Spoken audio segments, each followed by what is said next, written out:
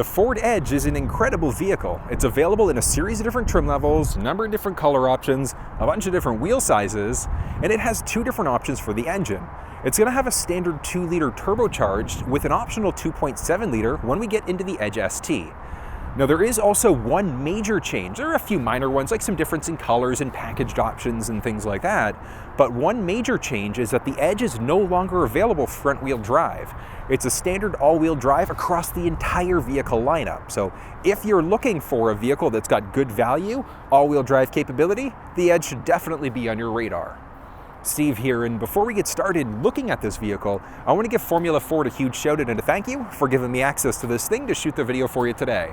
I also want to thank you guys so much. This channel has grown like wildfire since I started it back in April of 2020, so thank you so much. I'm going to be hiding an Amazon gift card code somewhere in this video. I'm going to be doing a subscriber giveaway when I get to 10,000 subs as well, so stay tuned for that announcement. It's coming soon. And this is going to be an in-depth look at the Edge. Now, I know this is the titanium model, but we're going to be going over the different color options and choices and everything that you need to know about the 2022 Ford Edge. So let's dive into it, break this thing down, and see why the Edge is a great buy.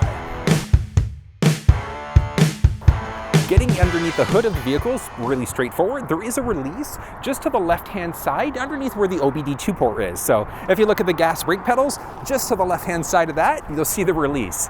But underneath, if we go right above the Ford badge, we just lift it up a little bit, we do have a release there. Look at this. Oh, on hydraulics, definitely a nice thing. Now, a few things to point out.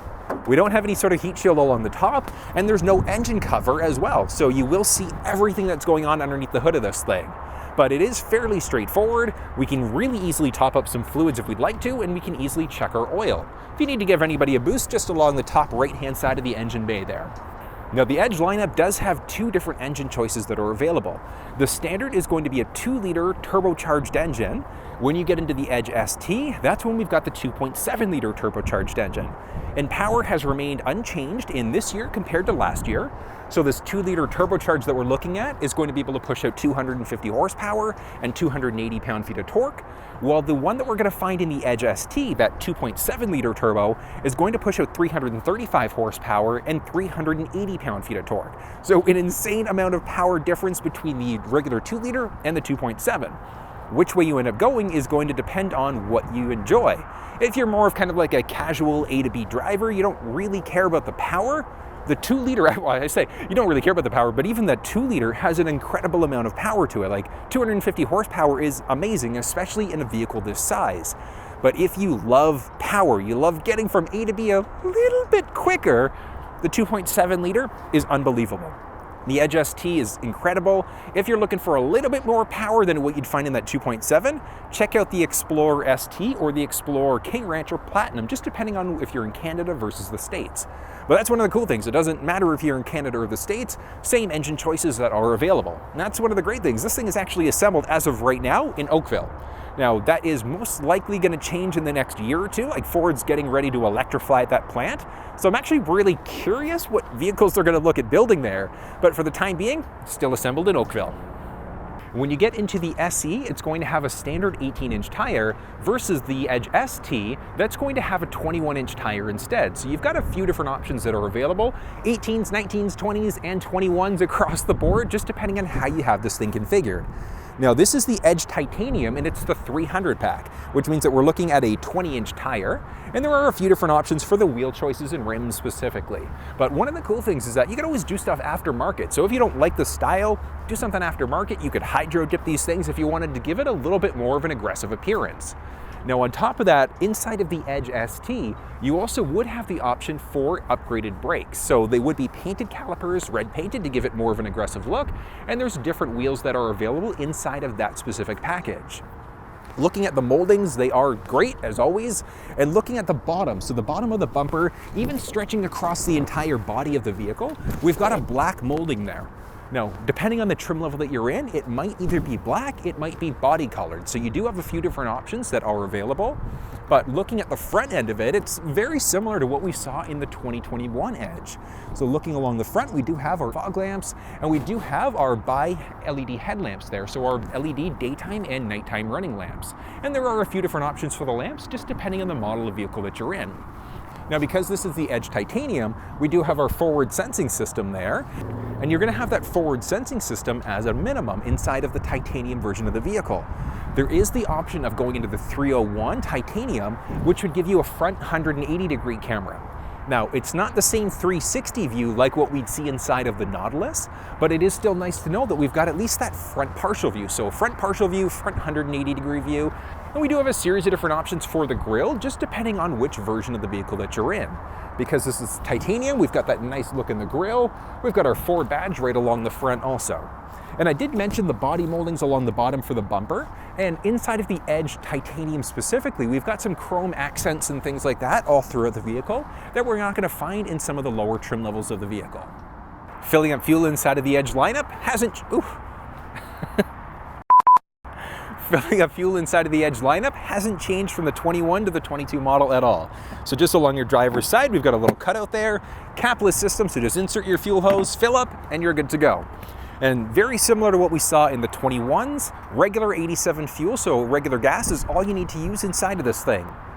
Little bit of a caveat as always, the horsepower and torque specs that we were looking at use a 93 fuel instead, so that highest quality fuel that's available in Canada. Do you have to use it? Absolutely not. But if you do, ideally in 89, you will absolutely notice a difference in the horsepower, torque, and the fuel economy inside of this vehicle. Towards the back end of the vehicle. So as always, we do have our Edge badge right along the very top underneath the Ford logo, and you'll be able to see the backup camera just right underneath that. We've got our titanium badge on the left side, all-wheel drive badge on the right. And the type of vehicle that you've got is going to dictate which badges you have all over the vehicle. But overall, great styling. Like the contrast in the white and the blacks here is unbelievable. We've got nice body moldings throughout, our black painted bumper with a nice silver finish along the bottom. And listen to this. So nice look overall. We do have a reverse sensing system there, and that's going to be standard across the entire Edge lineup. Dual tip exhaust, and one thing to note, this specific one does not have the trailer tow package directly from the factory. So you could definitely add something in aftermarket, but one of the big benefits of doing it from the factory, you're gonna be able to pull up to 3,500 pounds.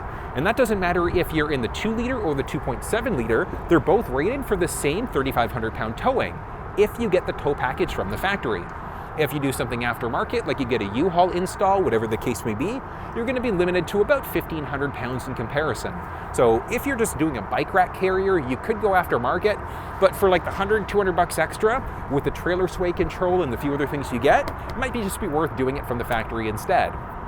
Now the liftgate itself is a completely different story, because we've got the option of either a power or a manual liftgate, and we've got foot activated power there. So inside of the Edge SE and the SEL, default is going to be a manual liftgate. Inside of the Titanium, the ST, you are looking at a power liftgate instead, and we've got foot activated power. So I'm not using my foot, but if we were, we could literally swipe underneath it, as you see there, foot activated power. But let's swing you around so you can take a peek at the cargo dimensions. All right, so this is the trunk area of the 2022 Ford Edge.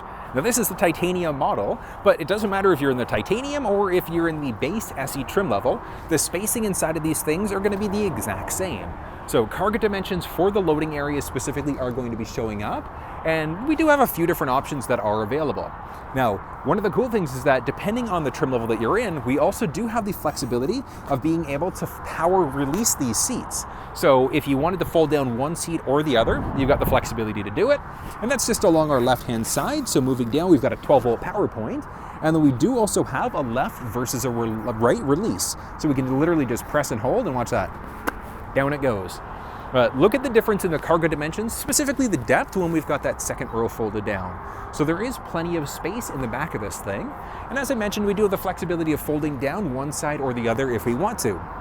And if you take a look just behind the back seats, so the second row seats in the back, we do also have our anchor and tether points. So we do have across both, well, all three seats technically, we've got all of our anchors there, and then just underneath the seat. So if you've got front or rear facing car seats, you're not gonna have an issue setting either of those up inside of this vehicle. But a few things to point out, if we look just off to the left or the right-hand side, we do have some spots in the back there because we could set up a privacy shade if we want to. That's available either from the factory, aftermarket as a dealer option, so you've got some options there. And then we do have some different speakers and things like that because we've got a few different options for the speaker setup, which we'll get down to in a moment.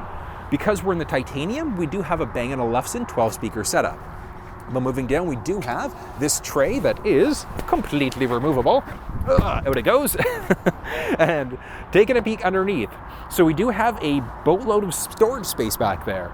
We've got a left versus right storage side, and you can easily toss some things in there. We do have our white spigot that we're going to use if we ever need to use a jerry can to fill up this vehicle.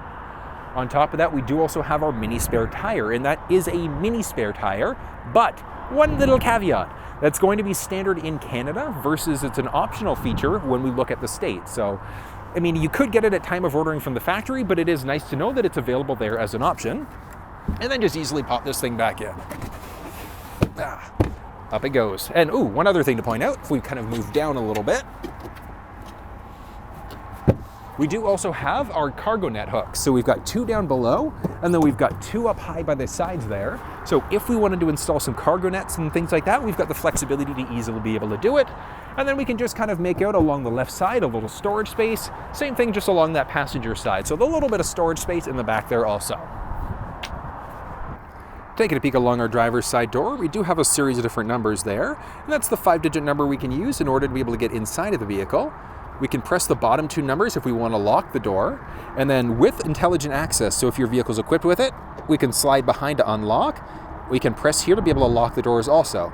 So slide to unlock and opened up. Look at this, beautiful, beautiful. Look at that panoramic sunroof as well. We'll get to that one in just a second. But just along the driver's side door, we do have a series of different buttons there. So we do have seat memory buttons. So we've got 3 individual profiles, so we can set up our driver's seat as well as our side view mirrors in order to remember our personal preferences. We've got our Bang & Olufsen badge because this is the 12-speaker system in the titanium. Series of different controls for our windows, side view mirrors, etc. But we do also have this micro white stitching with the leather along the door there. So really, really nice look, great feel. Overall is nice. Moving down a little bit, we do have a little storage tray, and that's going to be the same for the driver-passenger side. As we move forward, we can just kind of make it out there. We do have an edge badge along the scuff plate there, so nice look. The driver's seat itself might be a power adjust, it might be manual, just depending on which trim level of the vehicle that you're in. But we can move the seat up, down, back, forwards, and then we've got a series of different options, the one on the right-hand side, in order to be able to adjust our lumbar support. On the inside, just underneath the steering wheel, you can see, so it's a manual adjust there, and it is going to be a telescoping steering wheel. Just to the left-hand side of the steering wheel, a series of different buttons. One on the left-hand side is going to be for our fog lamps. We can figure out what's going on with our running lamps, increase or decrease the brightness of the cluster screen. If your vehicle is equipped with a power liftgate, we would use that in order to be able to open and close from the inside, and we can also toggle our traction control system on or off as necessary. Moving down a tiny little bit, just to the left-hand side of the pedals, we can see we've also got our hood release. So we're literally just going to pull this in order to be able to get underneath the hood. Hopping inside of the front row, as always, it's got a great feel to it. The driver's seat inside of this thing is super comfortable. Very, very nice. Now, we do have a series of different buttons, as you saw earlier, to be able to bring the seat forwards, backwards, up and down. With the seat as far down as it'll go and as far back as it'll go, I've got about 3 inches of head space up overhead. And we obviously can recline to make things a little bit more comfortable if you're a little bit taller. If you're looking for more head space, just go for an option that doesn't have the panoramic sunroof. Because as bright and as beautiful as this thing is, if you don't need it, you're never going to use it, you can just get rid of it and just not order it from the time of the factory if you wanted to. And that's one of the great things, because you could technically look at an available unit on the dealership lot, or you can get a factory order and just get exactly what you're after. So if you don't want a sunroof, you want a specific color or features, whatever the case may be, go for a factory order. Right now, just because of the way things are with the chip shortages and the pandemic and all that fun stuff, you're probably looking 3, maybe 4 months or so roughly before you get your vehicle. But if you're not in a rush, you're gonna spend $20, $30, $50, $60,000 or more on a vehicle. Go for a factory order, get exactly what you're after. But this specific walk around, it's just going to be a basic look at the media screen, the steering wheel, the instrument cluster.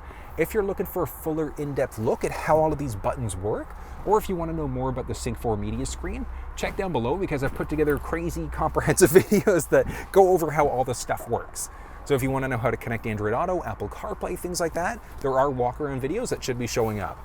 But taking a peek, gorgeous look for the wheel. We do have a leather-wrapped wheel that will be heated in some models of the vehicle. We have a series of different buttons and pads and things like that. So we have 2 different pads that are available because we've got 2 mini cluster screens. And each screen, fire this bad boy up, each screen is going to do something different. Like we look at the screen on the left-hand side and we've got it's essentially going to be for a trip 1 counter, fuel economy. We've got some other driver assistance settings that we can control from the inside of the cluster screen on the left side. Whereas the screen on the right side is going to be for entertainment, navigation, for phone setup, and a number of other things. Now there are some pretty cool driver assistance settings inside of the Edge lineup. Like we've got our standard blind spot system. So that lets us know if anybody's entered the blind spot on either side of the vehicle. We've got a lane keeping system, so that's one that's potentially either going to give us a steering wheel shake if we start to veer over into a lane without signaling. It can also gently nudge us back into our lane. Now, there is also the option for the Ford Copilot 360 Assist Plus package. Ugh, mouthful. What that means is that we've got our adaptive cruise control system, and then there also is factory navigation with connected services for 3 years. So you've got a series of different options that are available. If you don't go for the option for the connected nav, not a problem. You've got your GPS nav, and then you've also got the option of connecting through Android Auto or Apple CarPlay in order to use Google Maps, Apple Maps, and Waze directly through this middle screen. And it is very, very nice. Like whether you're using the factory navigation or you're using an aftermarket solution, very straightforward. The screen is very responsive. Definitely improvement from Ford's old Sync 3 system, which is a nice thing. We'll get to that one in just a second. But the steering wheel buttons, so a series of different buttons there. As we look on the left-hand side, this one's got the added package for the adaptive cruise control. So it's your base set it and forget it cruise. Honestly, I do recommend using the adaptive cruise. If you've never used it before, there is a video that I've put together that speaks about how to use the adaptive cruise. It's an incredible system. Set it and forget it cruise control. It'll automatically reduce your speed if the vehicle in front of you starts to slow down. Get to know that system. It really is an amazing system at the end of the day.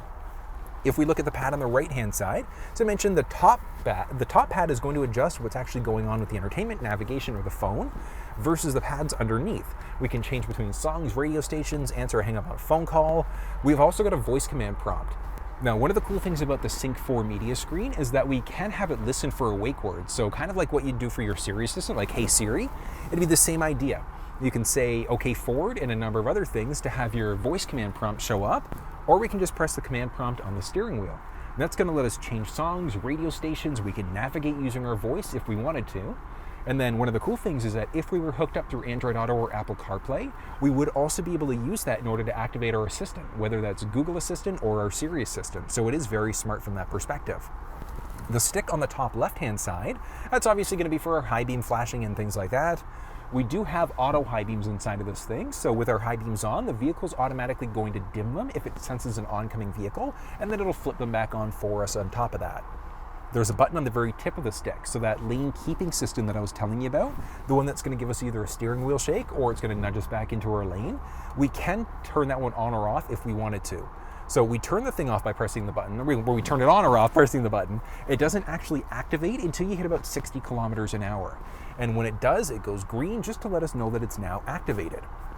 We do have a lane centering system, which is the lane keeping system on steroids. And the reason why is because the lane keeping system nudges us back into our lane, but that lane centering system is it's a following system. So if you're on the highway, you get distracted for a second looking behind you and there's a veer in the road, as long as the vehicle recognizes the lane markings, it's going to make sure that it keeps you in your lane completely, like it's literally going to follow the lane, turning left and right. It's not self-driving because you technically have to keep your hands on the wheel, but at the same time, if you lose just focus for just a second, it will keep you in your lane and then just remind you on the screen to put your hands back on the steering wheel. So it is great from that perspective. On the right-hand side, we can control what's going on with our front as well as our rear windshield wipers. Now, we do also have a series of buttons. You saw that earlier on the left-hand side. On the right-hand side, we are push-button start inside of this thing, and it's going to be push-button start across the entire vehicle lineup. Now, the Sync 4 media screen, this thing, was introduced in the 2021 Ford Edge, and I love this thing. They moved the climate settings from actual button presses into the screen itself, And I've had a few people message me on the channel saying, what happens if the screen dies? So you do have your base 3-year 60,000 kilometer or 3-year 36,000 mile warranty, and then you've got your powertrain warranty. If you're really concerned about components and things like that, you could look at extending the warranty out on top of that if you really wanted to. You could either do that when you purchase your vehicle, or you can do it just before the basic warranty expires. But you have to pay a little bit extra to do that. There's other safety things that have to be involved. So if you're contemplating an extended warranty, just do it at time of purchasing your vehicle. And you can also wrap it into your vehicle financing if you go that route. But looking at the screen itself, as I mentioned earlier, it is very responsive, really light, like a huge improvement over the old Sync 3 system. We've got a button along the very top that gives us a series of different options for adjusting things like our sound. I love this. I love the look of it. It looks so much nicer than the old Sync 3 system. It's great. We've got a series of different options for 911 Assist, Ford Assistant. We've got a series of different options for ambient lighting inside of this thing. And we've got a hot button press in order to bring up things like, what's interesting, we've got some new things here actually. We've got tiles, we've got blocks. Is that like Tetris? No, we don't have Tetris inside of this thing right now. There's no way. Start game. This is amazing. Vehicles in park. Okay, this is Tetris. I had no idea that this thing did that. That's amazing. What? Okay, so hold on. It's not. Is it Tetris?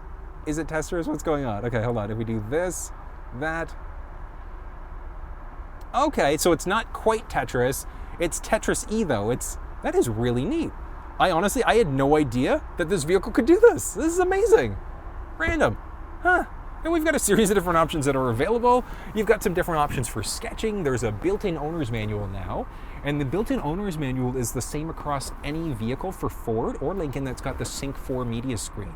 So they've gotten rid of the physical printed books. We've got a digital one now. So you can see what's going on if you get any weird messages on that cluster screen, etc. But if you wanted a physical printed manual, you can go onto the Ford Canada, the Ford US website in order to download that manual directly if you wanted to. It's just a regular PDF document. That series of different options that are available there. This is kind of neat. I still love the fact that we've got blocks and other things inside of this. So cool. We've got our climate control settings. So I mentioned this earlier. It was physical tactile buttons, but they've actually changed it around so it's on the media screen instead now, and it does look really sharp. We've got dual zone climate control inside of this thing, so we can set it different for the driver passenger side. As always, we've got our auto mode, different options for fan control and things like that. Now, looking at the seats, we've got the option for heated seats, but because we're in the titanium, we at least have heated front row seats. When we get into the 301A package of the titanium specifically, we'll have heated and ventilated front row seats and heated second row seats. So there are a series of different options for seat choices and things like that, just depending on what you need. But the packages that are available give you quite a few extra things when you look at either the 301 version of the titanium or the 401 version of the Edge ST instead. So a series of different options, but the look and the layout of the screen will be the same. Doesn't matter which trim level of the vehicle that you're in. But as I mentioned, when we get those ventilated seats, those would show up as an option on that media screen instead. Moving down, we also do have some basics for audio, which, because this is the upgraded Bang & Olufsen, listen to that. Actually, I'm gonna, Post Malone's playing. All right, here we go. It's only me. What you got to lose? Make up your mind, tell me. All right. So that is the upgraded Bang & Olufsen sound system, a 12-speaker system. Sounds absolutely amazing. Speakers literally all over the place. Inside of just the regular speaker system, it's going to be a 6-speaker sound, but it still does have a nice sound to it. Not nearly as good as this upgraded Bang & Olufsen, but it still is pretty nice. A series of other options. We can change between songs, radio stations, and things like that. So we can do it down in that center stack, or we can do it just on the steering wheel itself. We can tune this way. We've also got so we've got our bass tuning rocker there, but honestly, you can also press the voice command prompt on the steering wheel. 94.9. Tuning to FM 94.9. So we can change songs and radio stations and things like that just using our voice instead. So yeah, we could go old school and use the tuning rocker, but you don't have to. There also is a hot button press in order to get to the camera. As a default, it's strictly going to show the backup camera, but if we had the option for that 180 degree, that front-facing camera, we would have that option showing up. So we could see a front partial view or a front 180 degree view.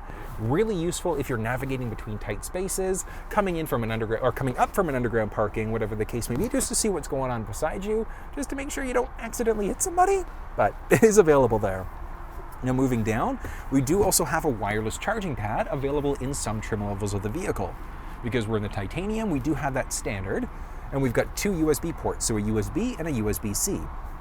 Moving down, we do also have a rotary shifter, so our park reverse neutral drive. Moving into our sport mode, electronic parking brake is there. We've got our auto start stop, so the one that's potentially going to kill power to the engine.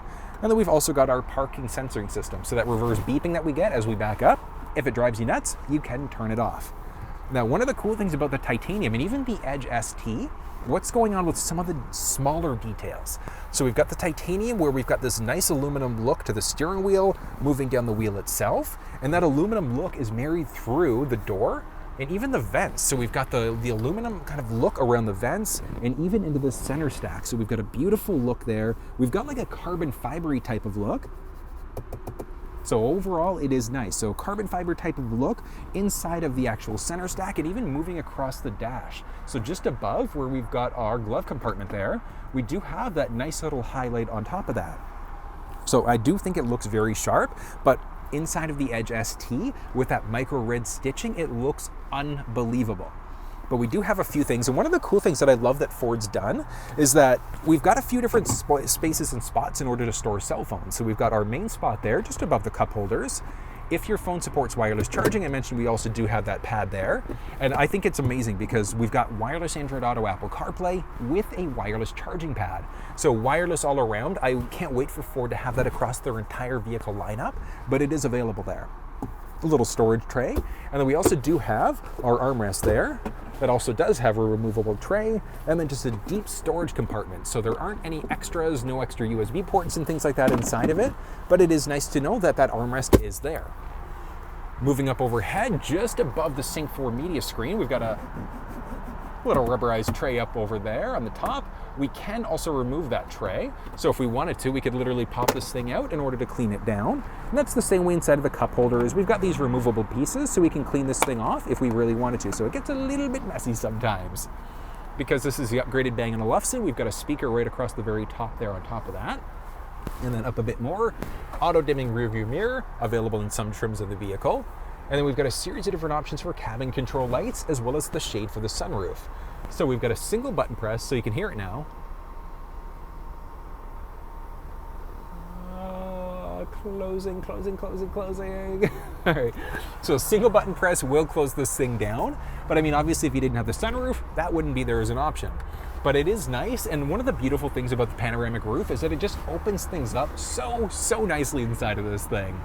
We can vent out the sunroof as well, so if you wanted to just have part of that roof open, we could do that. You can also have it open and close part way. So if you wanted to have the shade only open part way, close part way, we can stop it part way as we go. And it's the same way when we open up that panoramic sunroof. We do have our sunglasses holder, typical Ford fashion. Up overhead there, we've got our home link. So if you've got a garage door opener at home, you can program that code in. Business card holder. We've also got our vanity mirror with built-in lights. And we can extend this thing out, not the entire way. So we've got quite a little bit of space next to the driver's side there, but my seat also is fairly far back. So if I were to have this thing set up, for me 6 feet tall, which would typically be like this, that's blocking the majority of the sun. So there still is a tiny little bit that might hit my eyes, but it still at least will block out the majority of sun. We do have our pillar assist handles. That's the same for the driver passenger side in the first and the second row. Moving into the second row of the vehicle, tons of space back here, very similar to what we saw in the 2021 model. Nothing's really changed in the back here also, but we've got a series of different options for the different seats that are available. As you heard earlier, we've got either a cloth, ActiveX seating material, or a leather seat. Because we're in the titanium, we do have our leather seat there. And when we get into the 301 package, we would have the micro inserts, which means that we've got heated and ventilated front row seats. And we do have the option for heated second row seats. And that's heated second row on the outboard. So that driver passenger side, middle seat is never going to be heated inside of this thing whatsoever. A few other things to point out, seat is still not adjustable, so we can't slide it forwards or backwards, but we do have a little lever along the side, so in order to fold the seat down, we could do that, but that same one that we would use in order to fold the seat forward, we could crank it backwards a little bit in order to recline the seats a bit. And that's pretty nice. That's pretty nice, so it is nice and spacious back here. There it is. Now, up overhead, this specific one does have the panoramic sunroof, and I've got about 1.5 inches, maybe 2 inches roughly of space there, so it's a little bit tight. If you've got a taller family, you know you're gonna have some taller people sitting inside of this thing. I mean, you could also look at the option of reclining, because when I do that, yeah, it's like closer to like 4 inches when my seat's fully reclined, and I've got plenty of knee space and a good amount of foot space. If you wanted a little bit more overhead space when these seats are more upright, you'd have to look at the option without the panoramic sunroof. And the panoramic roof is available across the majority of the vehicle lineup as a standalone option. So it's no longer packaged together with other things. You could get it literally by itself if you wanted to. But overall back here is nice, though. That's the basic feature set. Oh, almost the basic feature set. If we look behind the driver passenger side, so that armrest there, we do have a little storage tray, and we've got 2 individual power points. So we've got 2 USB ports, a USB and a USB-C, and then we've also got a 150 watt wall outlet. Now that outlet's not going to be standard across the entire vehicle lineup, but we can add it in if we wanted to. We do have a pocket along both the driver and the passenger side, just in behind. But overall styling is great. We've got our handles along the top, we've got our hook as well as some cabin control lights. And we do have some cup holders in the middle. So, sliding across, cup holders there. We do have some cup holders along the door also, but it is nice to know that we've got some base cup holders in that back seat if we needed to use it.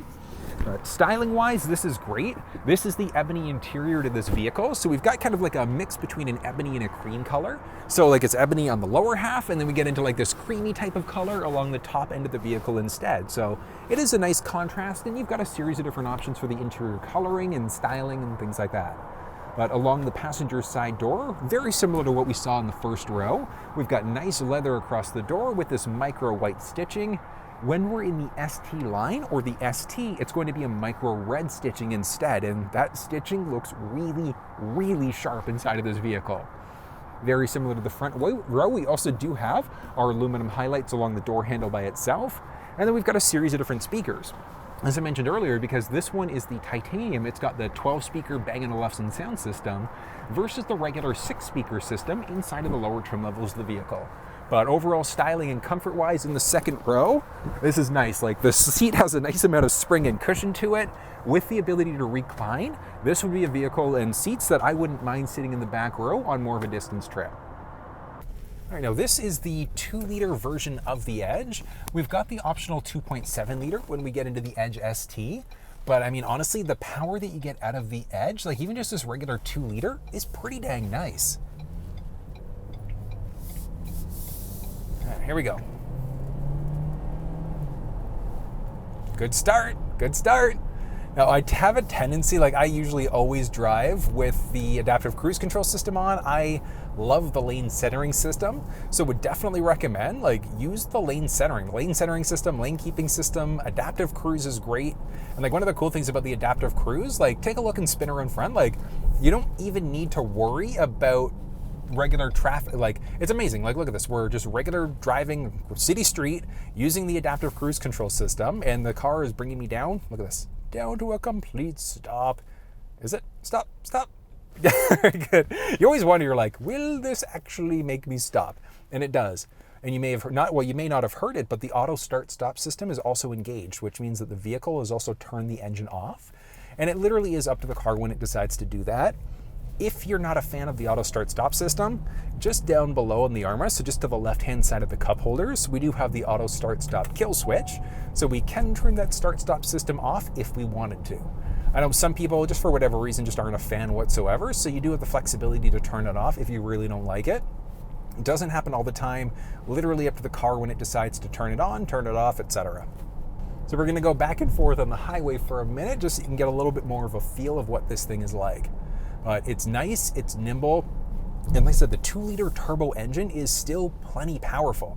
Like you obviously won't have as much power as you will in the ST, but it still is really nice. But that's the question you have to ask yourself is, what amount of power are you looking for? What's your budget? And even looking at the basics, like the Edge does have the ST line. So even if you're not a big fan of the 2.7-liter engine, but you want something sportier, here we go. There it is. All right.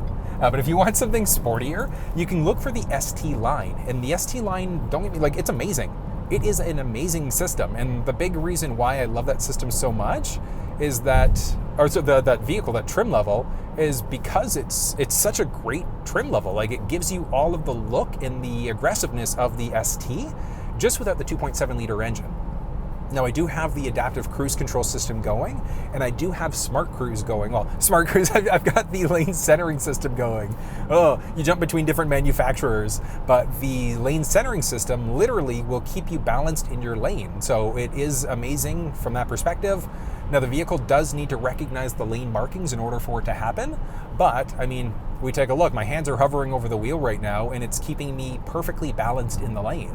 And that's one of the cool things. Like, it's very different from the lane keeping system, where that keeping system will gently nudge you. The lane centering fully keeps you balanced in your lane. Yeah, message on the steering wheel, keep your hands on the wheel. Okay. So it is. It's nice that it's got that safety setting to let you know. So not fully self-driving yet, but that's coming soon. And we know that it's coming soon because if you look at the Mach-E, so the Ford electric Mustang, and then also the F-150, it came in the 21s, they've got the Blue Cruise feature.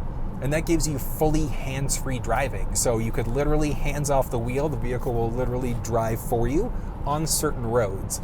Like, you can't just do it on residential streets and like regular city streets the same way you could in a Tesla, unfortunately, but you still do have the option of using that system if you really wanted to. I do recommend getting used to that system and figuring out how that thing works, because like it's so straightforward. So straightforward. Okay.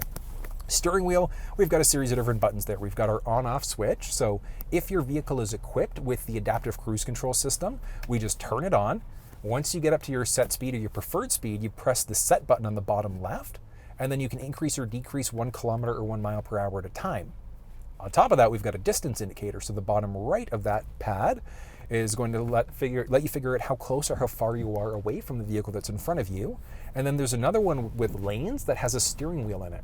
That's your lane centering system. So you can turn that one on or off if you want to, but that lane centering is the one that literally keeps you balanced in your lane as you go. So more or less your hands-free driving, if you want to call it that, but it is fairly nice overall, and it is a very smart system. Now, you don't have to be going your exact speed, because what you could technically do is you could turn the system on, and then you just press the plus button to either increase or decrease 1 kilometer or 1 mile per hour at a time. So really, really useful setting if you need to use it. But the seats themselves, like, these things are so comfortable. And like, this is the leather seat that's going to be standard inside of the titanium version of the Edge. You will have the leather seats inside of the Edge ST, and then you're going to have Active X seating material, which is a faux leather inside of some of the other options. The base SE trim level of the Edge will have a regular cloth seat, so a cloth bucket seat. But even the cloth seats inside of this thing are still very, very comfortable. Now, the overall look and aesthetic of this thing is great. When you look at the titanium, so we're in that, but we're in the 300A. When you look at the 301, that's when we get the heated and ventilated front seats, that front 180-degree camera, and a number of other things. So if you're kind of torn between, do I look at the Edge, or let's look at the Lincoln equivalent, the Nautilus, it's going to be a tough choice, but it depends on what you define as a car that you need, because you're about $10,000 more for the Lincoln in comparison, but you also get 1 year longer for the manufacturer's warranty on both the basic and the powertrain, so that's definitely a nice thing. You have a much nicer interior on top of that. The Nautilus also has the option for massage chair seats, whereas the Edge, you're not going to get that whatsoever. So it's what's important for you. Are basic features important? Are you more interested in, some of those more advanced safety features? Do you like more of a stylish interior? Because the interiors between the Nautilus and the Edge, complete night and day difference. I am in the process of putting together a video on that one as well, but if that one's available, check down into the description below for that walk around for both of the vehicles instead. But overall, nice. We're going to take the highway back on top of that, just to get a feel for the highway on the way back as well.